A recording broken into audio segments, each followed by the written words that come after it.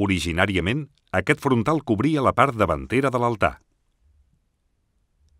L'any 1868 es va presentar al públic en l'exposició arqueològico-artística organitzada als claustres del convent de Sant Domènec de Vic, i la seva presència va significar l'inici del redescobriment i la revaloració de la pintura romànica catalana.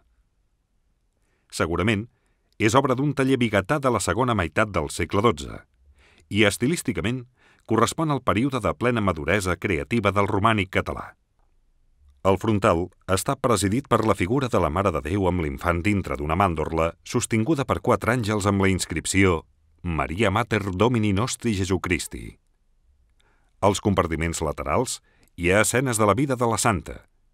La santa és feta presonera pels soldats del general Olimbri mentre pastura el ramat d'ovelles. A baix, ja dintre de la presó, és flagel·lada pels botxins.